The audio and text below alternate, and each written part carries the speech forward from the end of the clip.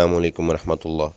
سرخ لباس پہننے کے بارے میں دو طرح کی روایات ہیں، ایک جن میں اللہ کے نبی صلی اللہ علیہ وآلہ وسلم نے منع فرمایا، جیسا کہ حضرت عبداللہ بن عباس رضی اللہ تعالیٰ عنہما فرماتے ہیں کہ نبی صلی اللہ علیہ وسلم نے مجھے منع فرمایا سرخ لباس پہننے سے، سونے کی انگوٹھی پہننے سے اور رکوع میں قرآن پڑھنے سے۔ اسی طرح اور بھی روایات ہیں جن میں نبی صلی اللہ علیہ وآلہ وسلم نے مرد کو سرخ لباس پہننے سے منع فرمایا،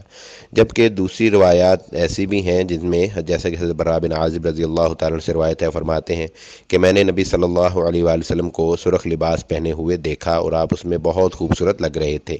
اسی طرح بعض روایات ہیں، صحابہ کہتے ہیں ہم نے نبی صلی اللہ علیہ وسلم کو سرخ لباس پہنے ہوئے دیکھا اور آپ خطاب فرما رہے تھے۔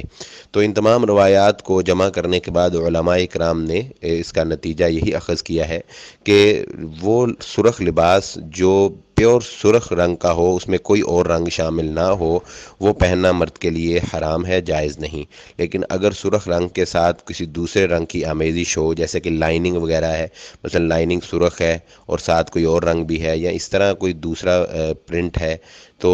وہ پہننا مرد کے لیے جائز ہے۔ یعنی صاف سرخ رنگ جو ہے وہ پہننا مرد کے لیے جائز نہیں، سرخ رنگ کسی اور رنگ کے ساتھ ملا ہوا ہو تو وہ لباس پہننا مرد کے لیے جائز ہے، واللہ عالم۔